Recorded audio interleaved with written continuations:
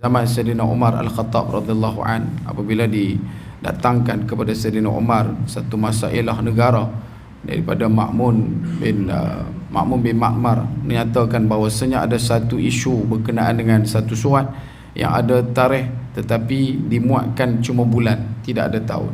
Maka benda tu nak ejah macam mana? Benda tu tahun ni ke, tahun lepas ke, tahun depan?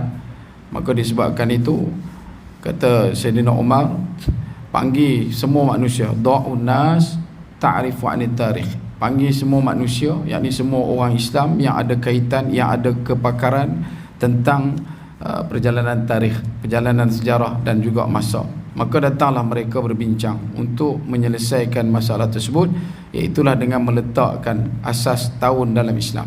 Yang itu pertama kali, 16 tahun lepas Nabi wafat, 16 tahun. Dan kemudian bila Nabi SAW selesai, bila mana Sayyidina Umar selesai mengumpulkan para sahabat ridwanullah alaihim ajma'in untuk berbincang, kata Ibnu Hajar berakhir dengan 4 cadangan untuk mencari tarikh permulaan tahun bagi Islam. Maka disepakati dalam 4 usul tersebut. Yang pertama adalah waladi, iaitu hari kelahiran. Yang keduanya adalah mab'athi, iaitu hari kebangkitan, hari kenabian Nabi SAW. Kemudian yang ketiganya adalah wa hijrati, iaitu hijrah. Dan yang keempatnya adalah wa wafati, dan juga kewafatan Nabi SAW. Ada 4 usul. Para sahabat cadang nak mulakan, nak cari tahun pertama untuk umat Islam ni, kita ambil pada 4 indikator. Iaitu yang pertama, kita ambil kelahiran Nabi SAW, mula pada tarikh kelahiran Nabi SAW, tahun Nabi lahir. Yang keduanya adalah tarikh ataupun tahun kenabian Nabi SAW, turunnya Quran, nuzul Quran. Yang ketiganya adalah hijrah Nabi SAW, dan yang keempatnya adalah kewafatan Nabi SAW. Untuk yang pertama dan kedua, iaitu kelahiran Nabi SAW dan juga apa yang disebutkan sebagai kenabian Nabi sallallahu alaihi wasallam, mab'athi. Kata Sayyidina Umar dan juga sepakat para sahabat, ia adalah satu benda yang tidak boleh ta'yid, dia tidak boleh diperjelaskan dengan sesungguh-sungguh jelas. Sebab tahun Nabi lahir adalah tahun gajah. Bila sebut kata tahun gajah, tak tahu nak mula tahun tu bila, berapa tahun dan sebagainya. Tarikhnya juga adalah tarikh yang bertembung pendapat. Kata Syekh Safiur Mubarak Furi, Nabi SAW lahir adalah pada 9 Rabiul Awal. Manakala dalam pandangan yang masyhur sampailah kepada kita adalah 12 Rabiul Awal. Sebab dua-dua ada dalil.